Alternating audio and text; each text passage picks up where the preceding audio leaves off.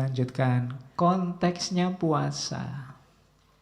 Ngomong puasa itu tidak cuma ngomong lapar dan haus. Ayo masuk lebih dalam, katanya Imam Ghazali.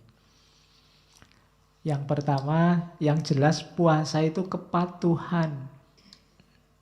Allah sendiri yang merintah secara terang-terangan loh. Ndak tedeng aling-aling kutiba alaikumusiyam. Kalian diwajibkan. Maka puasa yang pertama-tama bermakna kepatuhan kita pada Allah. Segala manfaat, segala hikmahnya puasa itu di bawah kepatuhan ini. Ndak boleh dibalik. Puasa itu menyehatkan. Kalau saya sudah sehat, apa harus puasa, Pak? Harus tetap. Ndak bisa dibalik. Puasa itu bikin kita menahan nafsu. Wah, saya itu ndak pernah tergoda oleh nafsu, Pak. Berarti ndak butuh puasa. Ndak. Yang pertama-tama tetap kepatuhan. Seandainya puasa ndak menyehatkan sekalipun, bikin kamu lapar, perutmu melilit, tetap harus puasa. Karena yang pertama-tama puasa itu kewajiban dari Allah. Ya kayak sholat kemarin. Sholat itu tanha anil fasya' wal mungkar. Pak, saya itu orang baik, Pak. Ndak pernah fasya' wal mungkar. Berarti ndak butuh sholat, toh, Pak? Tetap butuh sholat. Kenapa? Itu kepatuhan. Bukti bahwa kita percaya pada Allah, pada Rasul. Jadi yang pertama-tama itu, tidak pakai argumen apa-apa. Baru kalau kita sudah patuh, kita rinci manfaatnya apa, hikmahnya apa, biar lebih mantap kepatuhan kita. Jadi tidak bisa dibalik, tidak bisa. Pak, sholat itu kan untuk mengingat Allah. Sholat li dzikri katanya Allah. Kalau saya sudah anytime ingat Allah, apa butuh sholat, Pak? Butuh. Kenapa? Kepatuhan. Jadi yang pertama-tama ibadah itu kepatuhan. Baru terus kita cari hikmahnya, manfaatnya, rahasianya. Itu biar ibadah kita semakin mantap. Biar kita sadar bahwa Allah tidak pernah nyuruh sesuatu yang sia-sia. Tapi itu belakangan. Setelah nilai kepatuhan. Termasuk puasa. Terus yang kedua, pelatihan. Riyadhah.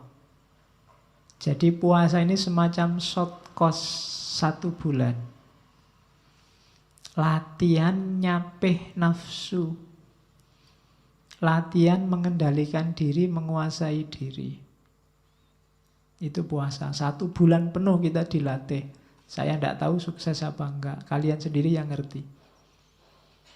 Jangan sampai short course hanya tinggal short course, seminar hanya tinggal seminar. Harus fokus pada hasilnya. Biar besok benar-benar merayakan Idul Fitri, kembali fitrah. Jadi latihan terus. Dalam puasa, usahakan, saya bilang tadi ada target-target spiritual. Riyadhah. Ya yang nomor 1, latihan nafsu. Berani nggak misalnya khusus 1 bulan Ramadan besok, Pak, saya buka WA hanya setelah maghrib sampai isya misalnya. Saya buka WA hanya kalau mau tidur, Pak, misalnya. Atau saya tidak akan lagi posting tentang yang dunia-dunia, Pak, 1 Ramadan ini. Saya ngomongnya akhirat aja misalnya. Ya tidak apa-apa, itu kan latihan. Pelan-pelan. Jadi silahkan bikin target sendiri. Riyadhah, bikin pelatihanmu sendiri. Ya latihan utamanya memang melawan hawa nafsu. Semoga sukses. Yang ketiga, puasa adalah pengorbanan. Persembahan. Persembahkanlah rasa laparmu, persembahkanlah rasa hausmu, persembahkanlah perjuanganmu untuk Allah. Jangan untuk yang lain. Jangan untuk, Pak, lumayan Pak, ada puasa 1 bulan, bisa diet gratis. Lumayan bisa menurunkan berat badan, enggak. Persembahkan puasamu untuk Allah. Dimensi pengorbanan. Semua ibadah itu persembahkan untuk Allah.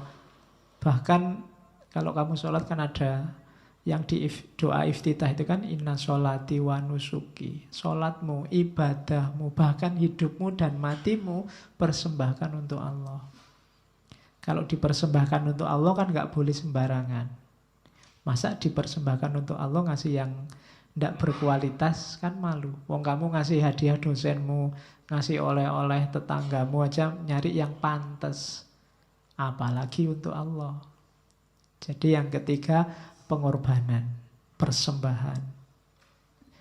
Jadi membahas puasa itu perhatikan konteksnya. Ada konteks kepatuhan, ada konteks pelatihan, ada konteks pengorbanan. Yang keempat, ada konteks penyucian, pembersihan diri, tazkiyatun nafas. Jadikan momen puasa itu untuk menaikkan kualitas kemanusiaan kita.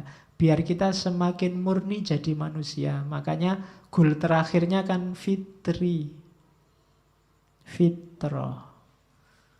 Jadi harusnya besok hari terakhir puasa kita jadi orang yang cerah. Karena kita sudah fitrah.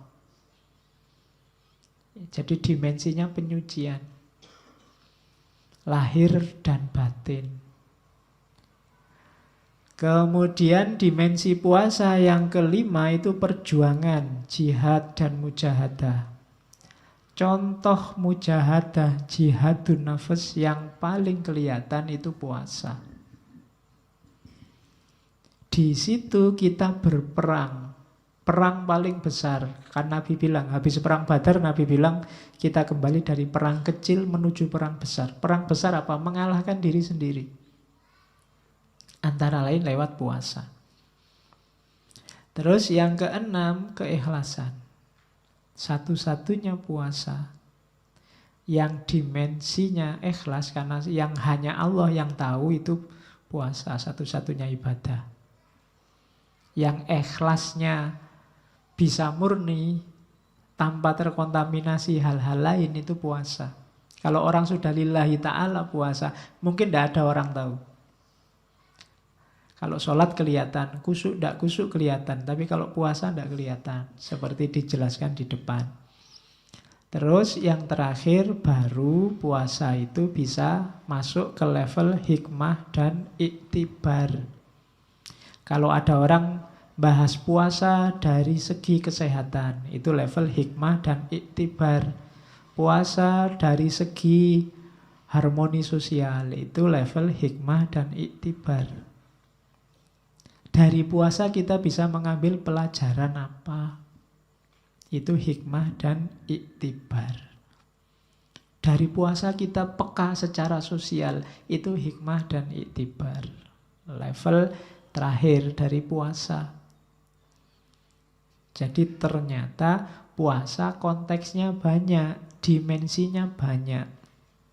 Otomatis manfaat dan dampaknya juga banyak. Itu cerdasnya seorang Ghazali. Kalau kita mikir sendiri mungkin tidak nyampe ke sini. Kita kan ngertinya cuma pokoknya puasa itu menahan lapar, haus, dan hubungan seksual. Itu tok. Di luar itu tidak nyampe. Pokoknya itu. Sama khataman Al-Quran. Itu pun nggak sukses-sukses.